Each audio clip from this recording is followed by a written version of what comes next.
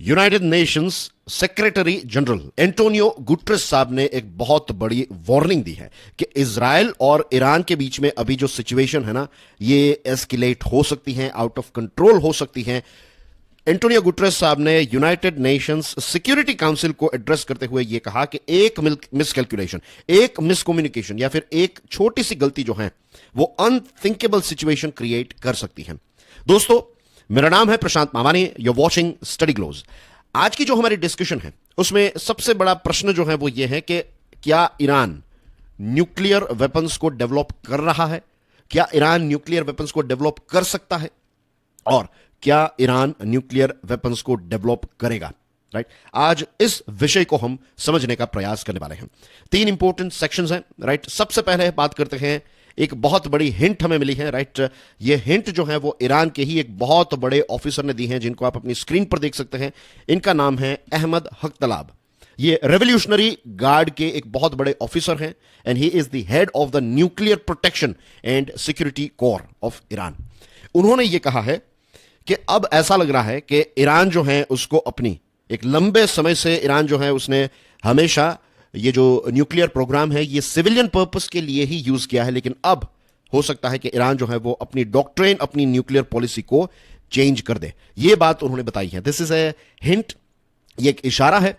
और हक तलाब साहब ने यह भी बताया है कि अगर इजराइल जो है वो एक थ्रेट के तौर पर हम बिहेव करेगा, हमारे लिए एक बहुत बड़ी थ्रेट बन जाएगा, या फिर पर्टिकुलरली ईरानियन न्यूक्लियर फैसिलिटीज पर अगर इजराइल अटैक करने के बारे में सोच रहा है या फिर अटैक करेगा, तो फिर हम डेफिनेटली हमारी न्यूक्लियर पॉलिसी जो है उसको चेंज कर देंगे। दोस्तों, ये जो स्टेटमेंट आया है ना, this is a big warning to Israel, number 1। इसी के साथ ये यूएसए के लिए भी एक वार्निंग है और दुनिया के लिए भी ये एक बहुत बड़ा चिंता का विषय है। आज की अगर मैं बात करूं, एंड आई एम श्योर आपने स्टडी ग्लोज पर सिद्धांत अग्निहोत्री साहब का यह वीडियो जरूर देखा होगा, जिसमें उन्होंने एक लेटेस्ट अपडेट शेयर की है, जो ग्लोबल लेवल की एक लेटेस्ट अपडेट है, दैट इज कि इजराइल की मिसाइल ने ईरान पर अटैक किया है। बेसिकली इजराइल ने मुंह तोड़ जवाब ईरान को दिया है। अब दोस्तों, कुछ दिनों पहले इसी विषय पर जब मैंने एक डिस्कशन की थी, तो उस समय पर कुछ ऐसे स्टूडेंट्स थे जिनका कहना था कि कुछ नहीं होगा, राइट, नथिंग विल हैपन, उनका ऐसा मानना था। लेकिन क्या हुआ, देखिए, इजराइल ने ईरान पर मिसाइल लॉन्च कर दी।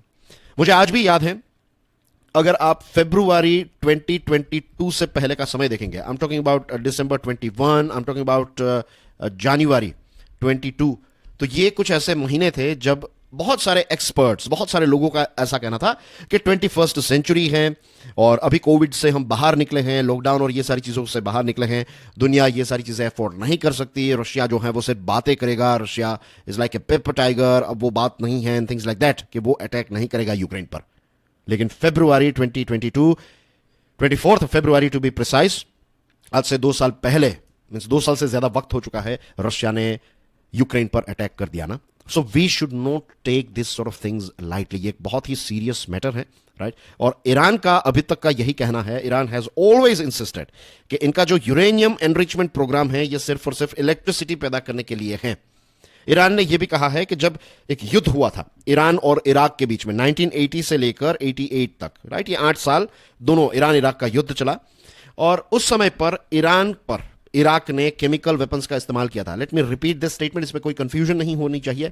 इराक जो है उसके पास केमिकल वेपन्स थे और ये केमिकल वेपन्स का इस्तेमाल ईरान पर किया गया, और कुछ ऐसे ईरानियन ऑफिसर्स जो उस समय पर मिलिट्री के पार्ट थे, उन्होंने भी अभी तक यही माना है, आज तक वो यही कहते आए हैं कि जो वेपन्स ऑफ मास डिस्ट्रक्शन है इनका तो हम भी विरोध करते हैं, हम इन सारी चीजों का विरोध इसलिए करते हैं। 2 बड़े रीजंस बताए, एक तो मॉरल ग्राउंड पर और दूसरा है रिलीजियस ग्राउंड पर। लेकिन अब स्पाई एजेंसीज जो हैं उनका यह कहना है, खास करके जो मोसाद हैं और बहुत सारे वेस्टर्न नेशंस जैसे कि यूके, यूएसए एक्सेट्रा, तो ऐसे देशों की जो स्पाई एजेंसीज हैं उनका कहना यह है कि अब ईरान जो है, मीन्स उनके पास इतनी क्वांटिटी में ये यूरेनियम आ चुका है कि अब वो एडवांस्ड बैलिस्टिक प्रोजेक्ट्स जो हैं उस पर एडवांस लेवल पर काम करने लगा है। लेकिन आज तक, अभी तक ईरान ने ये जो एक कहते हैं ना लक्ष्मण रेखा, उसको क्रॉस नहीं किया है। और कहीं ना कहीं ईरान का सबसे बड़ा डर जो है दैट इज के अगर ऐसा कोई स्टेप ईरान उठाता है तो फिर इजराइल और यूएसए के साथ मिलिट्री एस्केलेशन जो है वो काफी ज्यादा बढ़ सकता है, राइट। लेकिन लेटेस्ट खबर यह भी आ रही है कि ईरानियन ऑफिसर जो हैं, जो अभी हमने देखा ना, तो अहमद साहब ने यह भी बताया है कि we are ready to take on Israel and its nuclear facilities, कि अगर इजराइल ऐसा सोच रहा है कि उनके पास सारी एडवांस चीजें हैं, तो उनका कहना यह है कि भी हमारे हाथ जो है ना, हमारे हाथ हमारी उंगलियां अभी ट्रिगर पर ही हैं, हम भी कुछ बटन्स प्रेस करेंगे और जो इजराइल की न्यूक्लियर फैसिलिटीज हैं उस पर भी हम अटैक कर सकते हैं, वहां तक हमारी भी पहुंच है। डियर फ्रेंड्स, एक बहुत बड़ी डील हुई थी, राइट, इसका नाम है JCPOA, यानी कि joint comprehensive plan of action. Unfortunately ये JCPOA जो है ये कोलैप्स हो गया। Let me throw some light on this JCPOA, it is very very important, इसका बेस जो है वो आपको पता होना ही चाहिए। तो इसमें क्या था, यहां पर आप देख सकते हैं ईरान का फ्लैग है, यहां पर आप देख सकते हैं यूरोपियन यूनियन का फ्लैग है, as you can see, right. और देखिए ये सारे देश, France, Russia, USA, Britain and China, and here you have Germany. अब ये देश जो हैं इनकी क्या खासियत है, these are P5 permanent 5 members of United Nation Security Council. इसमें फिर उन्होंने जर्मनी को ऐड किया, नॉट एज P5, लेकिन इस डील की बात कर रहा हूं, we are talking about JCPOA, तो 5+1 हो गया ये, ठीक है। और यूरोपियन यूनियन भी इसमें शामिल था और ईरान भी इसमें शामिल था, और उस समय के USA के जो प्रेसिडेंट थे ओबामा साहब, he played a very very important role. तो ये सारे देशों के बीच में और ओवरऑल यूनाइटेड नेशंस की अम्ब्रेला के तहत ही ये सारी डील हुई थी। इसको कई बार ईरान न्यूक्लियर डील भी कहा जाता है और इसका ऑफिशियल नाम है JCPOA, यानी कि joint comprehensive plan of action. तो ये 2015 की डील है, और ये जब डील हुई थी दोस्तों, तो यूनाइटेड नेशन सिक्योरिटी काउंसिल का एक रेजोल्यूशन भी था 2231, राइट, इसने इस डील को एंडोर्स किया था। So that's how UN is also involve in it. अब 2015 की ये डील में ऐसा था कि ईरान जो है वो अपनी न्यूक्लियर एक्टिविटीज के ऊपर स्ट्रिक्ट लिमिट्स रख देगा, ब्रेक्स लगा देगा, जितनी चीजें परमिटेड हैं उतनी चीजें ही ईरान करेगा। तो ये एक लंबे समय से नेगोशिएशंस हुए और फाइनली ये डील हो गई, and it was a big thing. ऐसा लग रहा था कि अब USA और ईरान की जो एक आर्च राइवलरी है वो हमेशा के लिए खत्म हो जाएगी। बदले में जो सैंक्शंस लगे थे, खास करके USA ने जो सैंक्शंस लगाए थे वो हटाने की बात थी, राइट। और JCPOA में क्या हुआ कि ईरान के पास जो जो प्योर यूरेनियम था, राइट, एनरिच्ड यूरेनियम, तो उसको कम करके 3.67% तक लेकर आया। 90% जितना था उसको कम करके 3.67%। और मेन लक्ष्य जो USA का था वो यही था कि JCPOA के तहत जो फिसाइल मटेरियल है जिससे आप न्यूक्लियर बॉम्ब बनाते हैं, तो उसमें इतना डिस्टेंस आ जाए, इतना वक्त लग जाए कि ईरान को 1 साल से ज्यादा, कम से कम 1 साल या फिर 1 साल से ज्यादा का वक्त लगे। तो ऐसी पूरी JCPOA की डील जो है वो कंडक्ट की गई थी, ठीक है। लेकिन फिर 2018 में मिस्टर ट्रंप आए, उन्होंने सिंगल हैंडेडली USA को इस JCPOA के बाहर निकाल दिया और फिर से सैंक्शंस लगा दिए। और फिर 2019 में ईरान ने कहा कि देखिए हमने सारी डील साइन की थी, लेकिन आपका एक देश जो है वो निकल जाता है और ऐसी चीजें कर रहा है, तो we are not going to stop. उसके बाद ईरान ने भी एनरिचमेंट जो है वो करना स्टार्ट कर दिया। ये जो UN न्यूक्लियर वॉचडॉग हैं, राइट, IAEA यानी कि इंटरनेशनल एटॉमिक एनर्जी एजेंसी, तो उसका कहना यह है कि डील के तहत ऐसा था कि उनके पास सिर्फ 202.8 किलोग्राम ऐसा एनरिच्ड यूरेनियम था। और दोस्तों ये डील की बात करें तो देखिए यहां पर कुछ इंपॉर्टेंट लोकेशंस को देख लीजिए। एक तो है ये Natanz, and the second one is this one Fordow. ये 2 इंपॉर्टेंट लोकेशंस है when it comes to Iranian nuclear sites, ठीक है। तो UN न्यूक्लियर वॉचडॉग जो है उसका लेटेस्ट आंकड़ा यह कहता है फरवरी 2024 में ईरान के पास 5.5 टन एनरिच्ड यूरेनियम है। सो यू कैन सी कि डील में सारी चीजें कंट्रोल में आ गई थी, लेकिन अब चीजें जो है वो आउट ऑफ कंट्रोल हो चुकी है। दूसरी एक इंपॉर्टेंट चीज जिसको ब्रेकआउट टाइम कहते हैं, ब्रेकआउट टाइम का मतलब होता है कि कितना वक्त लगेगा आपको, ये जो आपके पास यूरेनियम है, वेपन्स ग्रेड यूरेनियम, तो उसको न्यूक्लियर बॉम्ब में अगर आपको शिफ्ट करना है, न्यूक्लियर बॉम्ब बनाना है, तो कितना वक्त लगेगा। तो लेटेस्ट आंकड़ा यह भी कहता है कि इट इज क्लोज टू 0। इसका मतलब यह है कि कुछ दिनों या फिर कुछ हफ्तों के अंदर ही ईरान जो है वो न्यूक्लियर वेपन्स बना सकता है।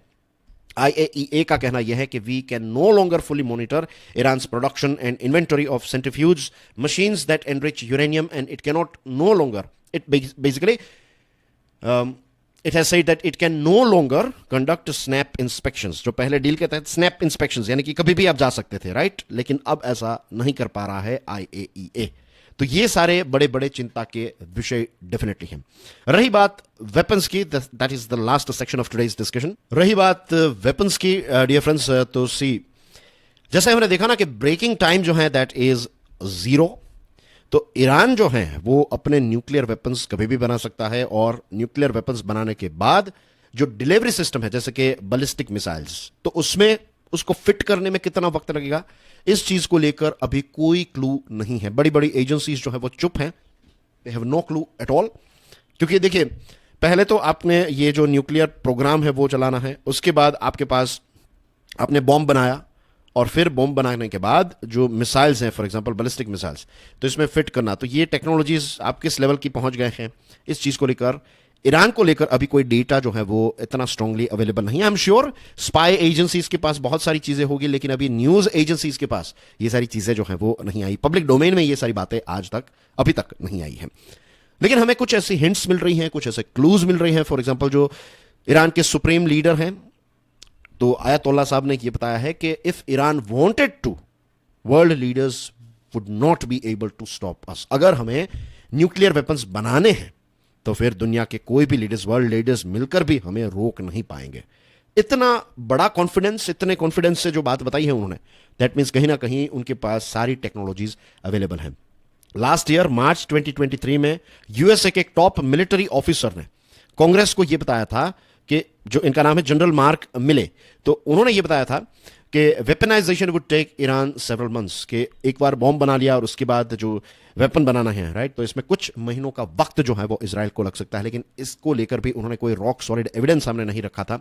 सॉरी, अगर if I said Israel, then I am of course that was a slip of tongue. We are talking about Iran के कुछ महीनों के अंदर ईरान जो है वो अपने न्यूक्लियर वेपन्स को वेपनाइज, न्यूक्लियर जो बॉम्ब है उसको वेपनाइज कर सकता है, ऐसा उन्होंने कहा था। लेकिन कोई रॉक सॉलिड एविडेंस उन्होंने कांग्रेस के सामने नहीं रखे थे।